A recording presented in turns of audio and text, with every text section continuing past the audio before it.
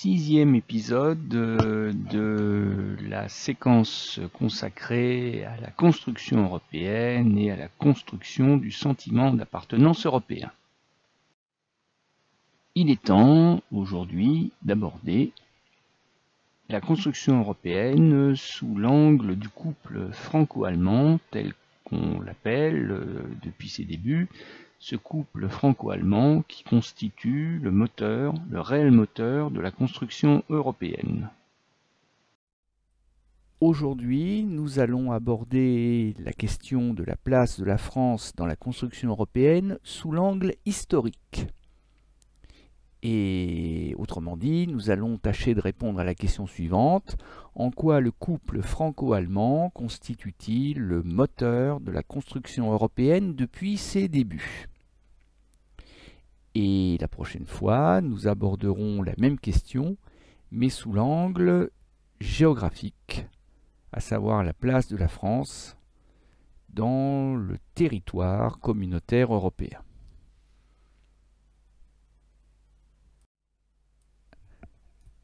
S'interroger sur le couple franco-allemand, c'est repartir de loin, c'est repartir des débuts de votre programme de la classe de 3e, c'est repartir de la Première Guerre mondiale, c'est-à-dire à une époque où les relations franco-allemandes étaient difficiles. C'est un euphémisme, c'est l'époque où les Français et les Allemands se considéraient comme des ennemis, séparés déjà par deux guerres, celle de 1870-1871, puis 1914-1918, à laquelle s'ajoutera par la suite ce qu'on appelle la Deuxième Guerre mondiale, mais qui est la troisième guerre franco-allemande en à peine un demi-siècle, celle de 1939-1945.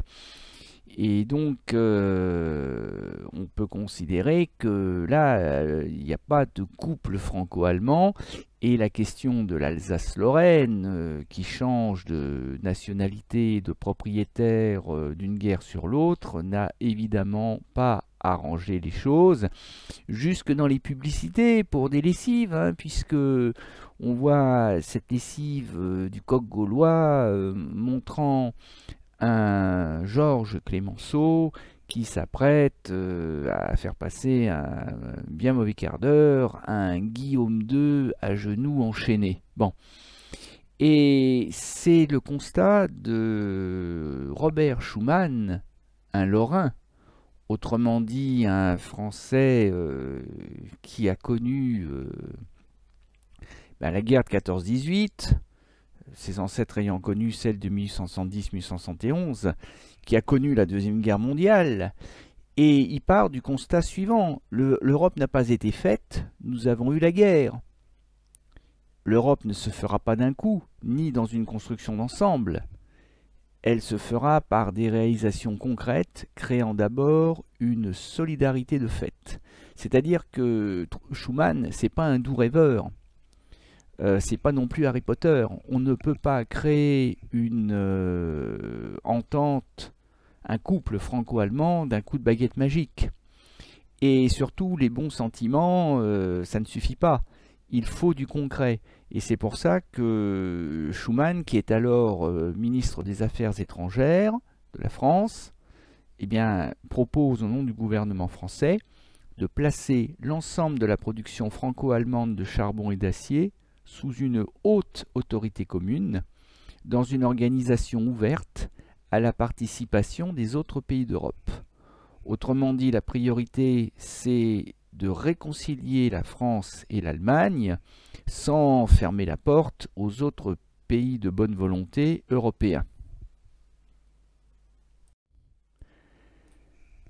Pourquoi mettre en commun les productions de charbon et d'acier? D'abord parce qu'il faut bien commencer par quelque chose. Alors pourquoi pas le charbon et l'acier? Mais surtout parce que nous sommes le 9 mai 1950, c'est-à-dire 5 années à peine après la fin, tout juste d'ailleurs, puisque la victoire c'est le 8 mai.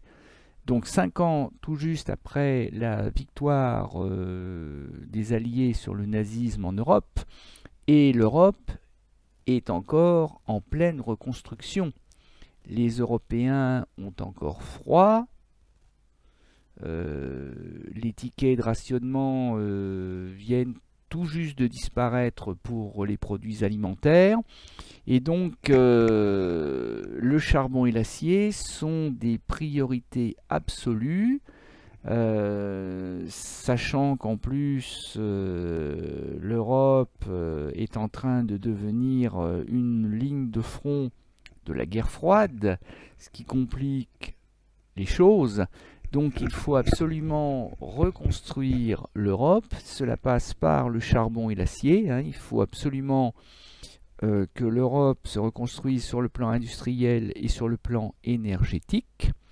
Or, il se trouve que la France et l'Allemagne ont du charbon et de l'acier, et que cette mise en commun assurera l'établissement de bases communes de développement économique. Autrement dit, en associant les économies des deux pays, on leur crée un destin commun. Et Schuman, qui encore une fois n'est pas un doux rêveur, mais qui est quelqu'un de concret, a un but très précis, c'est que la solidarité de production qui sera ainsi nouée manifestera que toute guerre entre la France et l'Allemagne devient non seulement impensable, mais matériellement impossible. C'est-à-dire qu'il y a cette idée que on se fait la guerre quand on n'a rien à perdre et tout à gagner à se faire la guerre.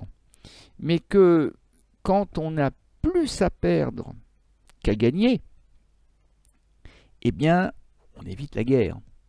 Et que en associant bien plus étroitement sur le plan économique la France et l'Allemagne, eh bien, on met fin à ce cycle de guerre régulière entre la France et l'Allemagne, à qui prendra sa revanche sur l'autre.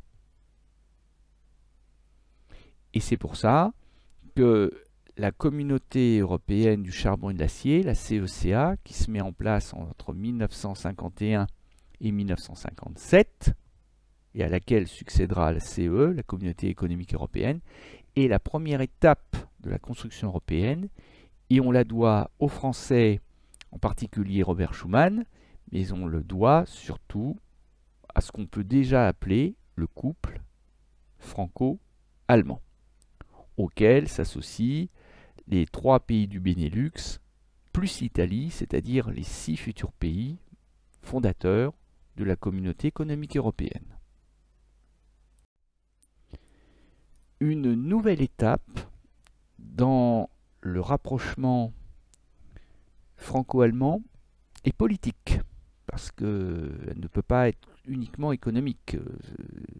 Cette politique de rapprochement, c'est une politique, donc elle doit à un moment ou à un autre donner lieu à un événement politique majeur, et c'est le cas le 22 janvier 1963, quand les 2 chefs d'État et de gouvernement, que sont d'un côté le général de Gaulle, président de la République française, et le chancelier allemand Adenauer, Konrad Adenauer, donc chancelier, premier ministre, chef du gouvernement de la République fédérale allemande, RFA, la République allemande de l'Ouest, celle de la guerre froide, eh bien, entre les 2 chefs d'État et de gouvernement est signé un traité de coopération qui est une sorte d'anti-traité de Versailles, puisque ça n'est pas le traité de paix d'un vainqueur imposé au vaincu, parce qu'il n'y a pas eu de traité de paix entre la France et l'Allemagne après la Seconde Guerre mondiale. Mais il y a mieux. Le traité de l'Élysée, c'est un traité de paix si l'on veut, c'est surtout un traité d'amitié, un traité de quasi-réconciliation. Et comme on peut le voir sur les 2 photographies, sur la photographie de gauche, Konrad Adenauer et de Gaulle sont côte à côte en train de signer, de parapher chacun sa version du traité, et on voit les 2 hommes se donner l'accolade après. C'est tout un symbole. Ce n'est pas Adenauer et de Gaulle qui se donnent l'accolade, c'est la France et l'Allemagne. Et ce traité de paix, cette déclaration d'amour presque entre la France et l'Allemagne se décline, ce traité de l'Élysée se décline en plusieurs points. Donc il est prévu par exemple au niveau des affaires étrangères que les deux gouvernements se consulteront avant toute décision sur toutes les questions importantes de politique étrangère en vue de parvenir autant que possible à une position analogue, autrement dit commune. C'est-à-dire que, évidemment, que la France et l'Allemagne ont des intérêts qui peuvent être différents, évidemment que l'Allemagne et la France n'auront pas forcément toujours les mêmes points de vue sur tous les problèmes qui se posent dans le monde et en Europe, mais les deux pays essaieront d'harmoniser leurs décisions, comme on dit en musique, d'accorder leur violon. Sur le plan, alors il y a d'autres aspects du traité de l'Élysée sur lesquels je ne vais pas m'étendre, mais il y en a un qui vous intéresse particulièrement, puisque la jeunesse, c'est l'avenir. En plus, Adenauer et De Gaulle, qui ont tous les deux combattu pendant la Seconde Guerre mondiale, savent que les dégâts irréparables, certains dégâts sont irréparables. On ne peut pas demander aux Français qui ont perdu des parents, des enfants à Oradour-sur-Glane pendant le massacre de juin 1944, on ne peut pas demander à ces Français de pardonner aux Allemands et de faire la part des choses entre les nazis et les Allemands. C'est trop tard. Mais l'avenir appartient à la jeunesse, c'est ce que montre d'ailleurs ce timbre de la Poste française qui célèbre en 2013 les 50 ans du traité de l'Élysée de 1963, où on voit Français et Allemands qui regardent le même avenir dans la même direction, qui regardent avec un regard national, certes, mais qui regardent dans la même direction et qui sont en train de se forger un avenir commun. Et que prévoit le traité de l'Élysée? Il prévoit que les deux gouvernements reconnaissent l'importance essentielle que revêt la coopération culturelle, et notamment la coopération linguistique. En d'autres termes, les collégiens et lycéens français seront invités à aller découvrir la jeunesse allemande, et réciproquement, c'est l'époque où on multiplie les voyages linguistiques, pédagogiques, culturels, peu importe comment on les appelle. C'est l'époque, et d'ailleurs je me souviens que j'en ai bénéficié moi en tant que collégien, c'est l'époque où on partait une semaine, quasiment tout frais payé, tout frais payé par l'éducation nationale, mais en fait par soit le ministère français, soit le ministère allemand, et on partait une semaine chez les uns, chez les autres. C'était une manière de se rapprocher et de mieux se comprendre entre Français et Allemands. C'était un petit pas de plus vers la réconciliation franco-allemande qui est tellement indispensable à la construction européenne.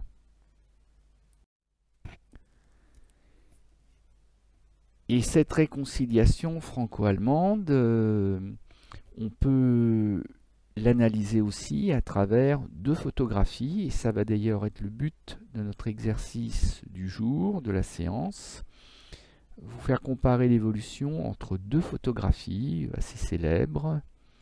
L'une en noir et blanc, celle de gauche, qui vous présente une messe en la cathédrale Notre-Dame de Reims, avec les deux futurs signataires, puisque c'est quelques mois avant, les deux futurs signataires du traité de l'Élysée, c'est-à-dire le président français Charles de Gaulle, qui reçoit officiellement son voisin, le chancelier allemand Konrad Adenauer. Et le lieu n'est pas choisi au hasard, puisque la cathédrale de Reims a été bombardée intentionnellement par les Allemands. Je dis intentionnellement parce que ça n'était évidemment pas un objectif militaire, mais c'était un objectif symbolique, car c'était la cathédrale des rois de France. C'est à Reims que les rois de France, depuis Clovis, se faisaient couronner. Et donc les Allemands, en 1914, avaient bombardé la cathédrale, avaient failli la réduire en cendres. La cathédrale de Reims, c'était vraiment miraculé. Et donc c'est pas un hasard si De Gaulle convie Adenauer à une messe solennelle pour la paix le 8 juillet 1962 à l'intérieur de cette cathédrale. Et juste à côté, une autre photographie, plus proche de nous, en couleur, qui est assez poignante. Alors, je ne saurais pas expliquer la date exacte, je ne sais pas exactement à quoi correspond le 22 septembre, mais ça doit correspondre à une phase de la guerre, de la bataille de Verdun, pendant la Première Guerre mondiale, puisque nous sommes à Verdun, nous sommes à l'ossuaire de Douaumont, là où ont été collectés, si je puis dire, les ossements des combattants français ou allemands qui n'ont pas pu être enterrés sur le champ de bataille. Et donc, c'est sur ce lieu où sont morts plus de 300 000 Français et Allemands. C'est à cet endroit précis que le président français à gauche, le plus petit, François Mitterrand, a convié le chancelier allemand Helmut Kohl, le grand à droite, devant symboliquement un cercueil. Alors j'imagine un soldat inconnu, mais alors encore plus inconnu que celui de l'Arc de Triomphe, puisqu'il est revêtu des plis aussi bien du drapeau français que du drapeau allemand, avec face aux deux hommes une gerbe de couleur tricolore, mais tricolore française et tricolore allemande. C'est-à-dire que le soldat qui est enterré, enfin qui est dans le cercueil, on n'a pas su l'identifier, j'imagine. On n'a pas su dire s'il était français ou allemand. Mais peu importe, puisque justement le symbole est fort, puisqu'on est en train de se réconcilier de manière spectaculaire. Si vous regardez bien, le président Mitterrand et le chancelier Kohl sont main dans la main.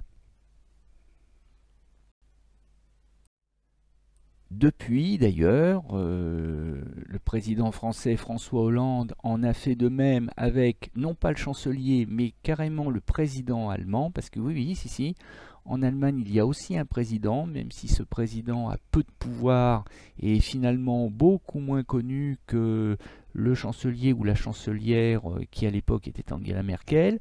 Bon, mais Joachim Gauck est aussi président donc allemand. Et le président allemand s'est rendu à Oradour-sur-Glane, c'est-à-dire sur le lieu du pire crime de guerre commis par l'armée allemande pendant la Seconde Guerre mondiale sous l'occupation, quand le 10 juin 1944, des SS ont massacré les 642 habitants du village d'Oradour-sur-Glane, dans la Vienne, dans le département de la Vienne, là, du côté de Limoges. Et Gauck est venu présenter ses condoléances, même ses excuses, auprès de l'un des derniers survivants du massacre, Robert Ebrard, qui est au milieu entre les deux chefs d'État. Et ça a été un moment fort qui a rappelé la poignée de main de Verdun de 1984. Sauf que là, on est en 2013.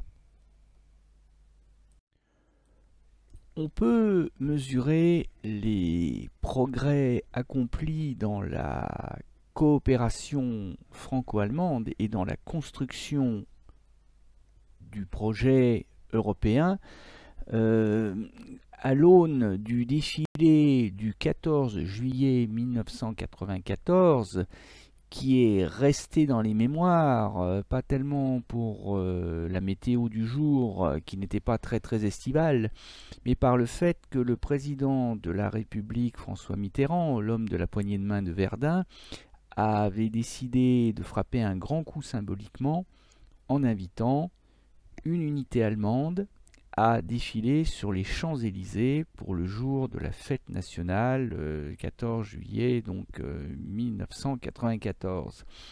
Alors évidemment, l'événement n'a pas toujours été très bien compris, ni très bien perçu, et il y a eu des flots d'indignation sincère, parce qu'effectivement, pour un certain nombre de Français, de Parisiens en particulier, voir des soldats allemands défiler sur les Champs-Élysées, ça leur a rappelé des scènes qu'ils avaient endurées 50 ans plus tôt, sous l'occupation allemande, quand les Allemands défilaient victorieusement toutes les semaines sur les Champs-Élysées entre 1940 et 1944.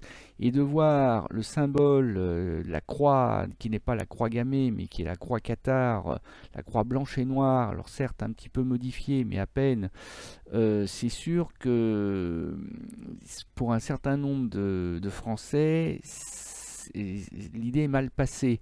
Mais on n'a pas invité des soldats allemands en tant que soldats allemands sur les Champs-Élysées ce jour-là. On a invité des soldats de l'Eurocorps, c'est-à-dire cette unité européenne constituée de brigades françaises et allemandes, plus tard rejointes par des Belges, par des Espagnols en particulier. Alors certes, l'Eurocorps, c'est un embryon d'armée européenne. L'Eurocorps et sa force d'action rapide ne représente que quelques dizaines de milliers d'hommes. Ça n'est pas grand-chose, il faut bien le reconnaître, mais c'est mieux que rien et c'est un début de coopération militaire dans le cadre de la politique européenne de défense commune, de sécurité commune, la PESC, la PESC, et c'est un moment finalement précieux quand on voit le contexte actuel avec les menaces de guerre en Europe, se dire que les Européens commencent à envisager de prendre en main leur propre sécurité, c'est important et on le doit à la France et à l'Allemagne, et particulièrement à François Mitterrand, qui est à l'origine de ce corps européen, l'Eurocorps, avec sa brigade franco-allemande. Et les progrès de la coopération franco-allemande sont d'autant plus spectaculaires si on veut bien se souvenir qu'en 1954, c'est-à-dire 40 ans quasiment jour pour jour avant, avait échoué. Mais il est vrai que la Seconde Guerre mondiale était encore dans toutes les mémoires, à peine 10 ans auparavant, eh bien, avait échoué un projet de communauté européenne de défense, de CED, qui avait échoué tout simplement parce que le Parlement français avait rejeté le projet, contrairement à d'autres pays européens comme l'Allemagne de l'Ouest, comme la Belgique, les Pays-Bas, Luxembourg. Mais à partir du moment où la France ne veut pas, eh bien, ce projet tombe à l'eau. Et parmi les opposants les plus irréductibles à ce projet de communauté européenne de défense, eh bien, le Parti communiste français, tout simplement parce que dans le contexte de la guerre froide, cette CED était clairement destinée à affronter la menace représentée par l'armée rouge et par l'Union soviétique. Donc pour les communistes, c'était un mauvais projet. Et les communistes ont joué sur la fibre sensible des Français, c'est-à-dire qu'ils ont fait valoir que la communauté européenne de défense, c'était réarmer l'Allemagne. Réarmer l'Allemagne, c'était prendre le risque que l'Allemagne constitue à nouveau une menace pour la France. Et on voit les ruines d'Oradour-sur-Glane en arrière-plan. Et on reconnaît le casque d'acier du soldat allemand de la Seconde Guerre mondiale, et à l'intérieur de ce casque, on devine aussi bien les Uhlans à casque à pointe de 1870 que les soldats allemands de 1914-18. Et donc l'opinion publique française, encore mal remise des traumatismes de la Seconde Guerre mondiale, et qui ne percevait pas l'Allemand comme un partenaire de défense, mais encore comme une menace, avait incité les députés français à rejeter ce projet de communauté européenne de défense. Donc là, en 1994, avec l'Eurocorps, c'est clair que l'Allemagne n'est plus considérée comme une menace, mais comme un partenaire, comme un allié fidèle en qui on peut avoir confiance. On peut mesurer le chemin parcouru.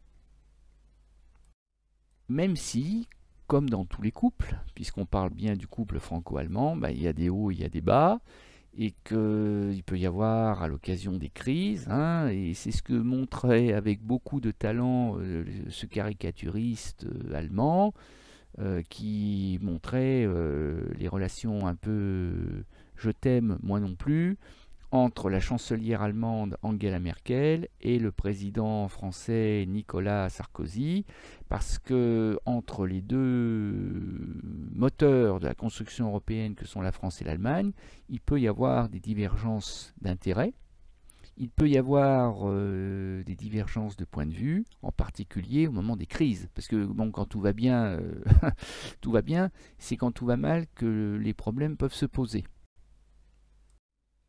Et par exemple, pour ne citer que cet exemple qui est simple à comprendre et qui est relativement récent, la France et l'Allemagne ont eu une divergence, pas fondamentale, pas de quoi provoquer un divorce, mais une divergence concernant la crise des migrants de 2015, que vous avez étudiée avec moi quand vous étiez en classe de 4e, rappelez-vous, en géographie. À savoir que, alors que la France, sans trop le dire, tenait à maintenir malgré tout ses frontières nationales refermées pour ne pas attirer les migrants, rappelez-vous, ils étaient plus d'1 million à arriver de manière illégale sur les littoraux français en 2015, et bien alors que la France avait plutôt tendance à refermer ses frontières sans trop le dire, eh bien, Angela Merkel, elle, se faisant le porte-parole du patronat allemand en particulier, ouvrait toutes grandes les frontières de l'Allemagne et incitait, pour des raisons aussi humanitaires, bien sûr, incitait les migrants à venir en Allemagne. Donc, pendant qu'un pays avait tendance à refermer la porte, l'autre ouvrait la porte en grand. Donc là, il y avait une contradiction et qui a donné lieu à quelques crispations entre le président François Hollande, président français, et la chancelière allemande Angela Merkel. Il faut dire aussi que les relations entre les deux pays sont aussi un peu tributaires des relations entre les chefs d'État et de gouvernement. C'est-à-dire que quand le courant passe bien entre le chancelier allemand et le président français, c'est plus simple. Les relations entre Adenauer et De Gaulle étaient marquées du sceau du respect réciproque, de la confiance, mais ni De Gaulle ni Adenauer n'étaient du genre à se taper sur les cuisses à grand éclat de rire, grand renfort d'éclat de rire. C'était une autre génération qui avait appris à garder des relations un peu distantes, formelles, avec un protocole important. On a vu que Mitterrand et Kohl, avec leur poignée de main, avaient un petit peu modifié les choses. Et que dire des relations entre Schröder et Chirac entre 1998 et 2005, où les deux hommes étaient très très très complices. Ça a été un petit peu plus compliqué, il faut le reconnaître, entre Angela Merkel et les présidents français, particulièrement d'ailleurs entre Merkel et Sarkozy. Les relations étaient un petit peu plus apaisées, on va dire, avec le président Hollande, même si encore une fois il y a eu des désaccords. Et alors il faut toujours se méfier des photographies, parce que là on a réellement l'impression que Merkel est en train de poser son épaule sur sa tête sur l'épaule de Hollande, comme le ferait une amoureuse avec son fiancé. Or, non, là c'est une question d'angle de vue, hein. Bon. Mais, et c'est le plus important, même quand les relations entre le chancelier allemand ou la chancelière allemande et le président français sont un petit peu plus distantes, même s'il y a des sujets de crispation, même s'il peut y avoir des désaccords, sur l'essentiel, et c'est bien ce qui compte, sur l'essentiel, la France et l'Allemagne peuvent compter l'une sur l'autre. Et par exemple, à l'occasion de la guerre en Ukraine et de l'invasion de l'Ukraine par la Russie, la France et l'Allemagne parlent d'une seule et même voix, comme d'ailleurs le reste de l'Europe. Et ça, c'était l'heureuse surprise de cette crise. Pour une fois, l'Europe parle d'une voix à peu près unie et cohérente, en prenant fait et cause pour l'agresser, c'est-à-dire l'Ukraine, en envoyant des armes à l'Ukraine, et en se préparant, comme le montre cette capture d'écran, à un arrêt potentiel des livraisons de gaz russe dans le cadre de l'embargo économique mis en place par une partie du monde, pas seulement l'Europe d'ailleurs, contre l'agresseur russe. Et là, on voit sur cette photo les deux ministres des Finances, de l'économie et des Finances, le français Le Maire et son homologue allemand, qui sont peut-être deux avec deux pupitres différents, mais qui parlent d'une seule et même voix. Et quand la France et l'Allemagne parlent d'une même voix, eh bien la France et l'Allemagne sont plus fortes, mais à travers eux, c'est l'Europe communautaire, hein, l'Union européenne, c'est la construction européenne qui est également plus forte. Et ça, quand on est un Européen convaincu, il faut le reconnaître, c'est une bonne nouvelle. Et en temps de crise et d'insécurité, c'est une nouvelle rassurante. Et je voudrais finir cette séance sur l'évocation d'une femme, une grande française, Simone Veil, qui fut ministre de la Santé sous la Ve République. C'est à elle que l'on doit en particulier le vote de la loi sur le droit à l'avortement pour les Françaises en 1974. Mais ça n'est pas cet aspect que je voudrais évoquer avec vous, c'est particulièrement le fait que Simone Veil a été la première présidente du Parlement européen, le tout premier Parlement européen, élu par les citoyens et citoyennes des différents États membres, c'était en 1979, et Simone Veil a une trajectoire très particulière vis-à-vis de l'Allemagne, puisque elle est de famille de confession juive, elle est née en 1927, donc adolescente, elle voit les nazis envahir, occuper la France. Elle, sa sœur, sa mère seront déportés à Auschwitz, dans le camp de concentration de Birkenau, plus précisément. Elle survivra, contrairement à sa mère et je crois aussi à sa sœur, qui, je crois, toutes les deux sont mortes en 1944. Et donc on aurait pu considérer que Simone Veil, victime du nazisme, ait du mal à faire la part des choses et à pardonner en particulier aux Allemands. Or, Simone Veil, présidente du Parlement européen, est le symbole de la réconciliation franco-allemande et de la coopération franco-allemande. Parce que si Simone Veil est présidente du Parlement européen, c'est parce qu'elle a été élus par des députés français du Parlement européen qui ont choisi leur présidente, mais les Français n'auraient pas à eux seuls pu décider de l'élection de Simone Veil à ce poste. Il a fallu aussi que des députés allemands votent pour cette femme qui avait été victime du nazisme, qui a su, pas tourner la page, mais qui a su distinguer les nazis des Allemands, et qui est donc le symbole, à elle seule, de cette coopération franco-allemande qui, sans oublier le passé, se tourne vers un avenir de coopération et de réconciliation.